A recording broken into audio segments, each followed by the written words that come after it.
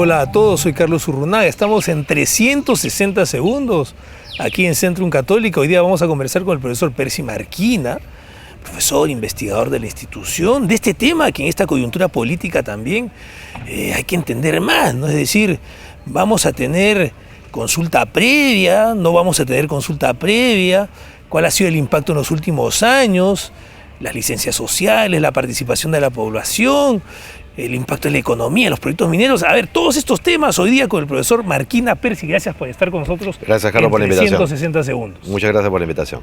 A ver, este tema de coyuntura en esta época de elecciones, Percy, es la consulta previa. ¿Ha dado los resultados que se esperaba? ¿Algún candidato ha dicho lo quito, después se retrae, ¿no? Retrocedió? ¿Tú qué piensas al respecto, la consulta previa, en la agenda nacional? Claro, como en todos los temas de liderazgo, la visión y la ejecución son relevantes. Entonces, desde el punto de vista de la visión, vinculado a lo que la consulta previa es un derecho, la consulta previa es un anhelo de los pueblos indígenas, es un anhelo de los sectores populares, de ser partícipes del proceso de decisión. Desde el punto de vista de la visión no se les puede negar ese derecho. Somos suscriptores de acuerdos internacionales en los cuales nosotros buscamos respetar ese proceso. O sea, para ti debería continuar, un derecho adquirido. Es un derecho adquirido y en el que debemos profundizar y avanzar. Eso desde el punto de vista de la visión. El problema, como en todo, no es solamente la visión, sino la ejecución.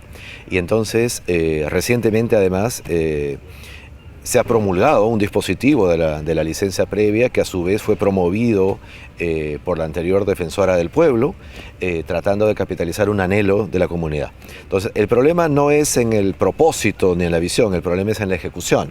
Y entonces, desafortunadamente, al momento de la ejecución se presentan, como en muchas cosas, pues una serie de componentes de índole político, de problemáticas, pero no debemos retroceder, tenemos que buscar mecanismos que aseguren una celeridad, un involucramiento y que a su vez este proceso no sea un obstáculo para el desarrollo de las inversiones. La experiencia, ese punto, la experiencia internacional, ¿qué es lo que nos señala con relación a la consulta previa y la facilitación o dificultad que puedan tener las inversiones?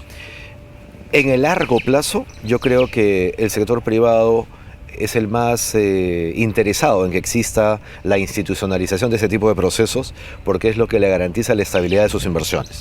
Tenemos casos internacionales muy importantes en los cuales incluso tribunales constitucionales de países hermanos han tenido que parar inversiones porque no se respetaron procesos, digamos, cuyos derechos son reconocidos internacionalmente. Entonces, para el propio inversionista es necesario tener transparencia, procesos. El problema es cómo ganamos celeridad, cómo ganamos institucionalidad sin perjudicar la inversión. No hay que preguntar si va o no va, sino cómo hacemos para mejorarla. Más ejecutivo, más representativo, más institucional, que todos se sientan parte del proceso de una manera ejecutiva, de tal manera que sea una manera de avanzar en los proyectos de envergadura, recogiendo los intereses de todos los stakeholders. Ahora, ¿cómo lograr ese matching entre la población, los empresarios, la necesidad de inversión y la autoridad que parece que no sabe qué hacer en ese tema? Sí, claro, el problema es de ejecución, ¿no? El problema es de ejecución. Bueno, ¿y a quién le consulto? ¿Y cuál es la representatividad del que le consulto? ¿Y qué ocurre cuando aquel al que le consulto, digamos, es formalmente el representante, pero no tiene legitimidad con la población? Entonces, son los problemas de ejecución los que complican el proceso. Yo te diría que en un sentido, todos lo quieren y no lo quieren a la vez. O sea, todos quieren el principio, pero seguramente algunos actores privados con razón dirán, oye, sí pues, pero en la práctica, los últimos procesos concretos de ejecución de la consulta, fíjate cómo nos han retrasado los proyectos, cómo no nos ponemos de acuerdo y tal. Pero por otro lado también los representantes de las comunidades sienten de que no han sido adecuadamente consultados, de que los tiempos de respuesta de los procesos iniciales han tomado tanto tiempo que se han sentido como mecidos. Entonces, por eso es crear institucionalidad. y la visión es a largo plazo. Si solamente pensamos en el corto plazo, no vamos a hacer nada. Eso supone que todavía no llegamos entonces al punto medio. No, desafortunadamente no, y necesitamos ese tipo de procesos, pero de una manera en la que haya...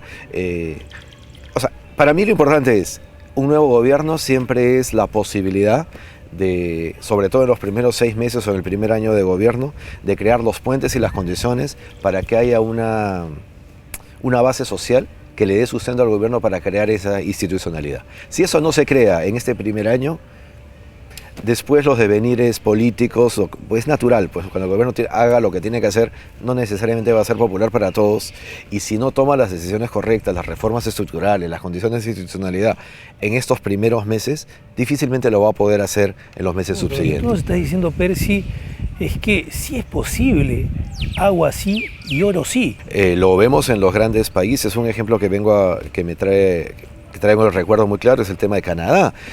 Canadá es un país eminentemente minero y tiene prácticamente resueltos los conflictos sociales. No hay ya la discusión, están armonizadas, se respetan los derechos, hay institucionalidad.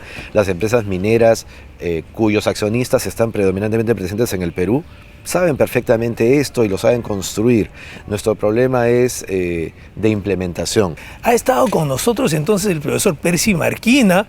Entonces no es cuestión de decir si va o no va, es un derecho adquirido, sino cómo lo implementamos mejor. Es posible en un país minero como el nuestro, agua sí y oro sí, nos dice el profesor Marquina. Con ustedes ha sido Carlos Urrunaga en 360 segundos desde Centrum Católico.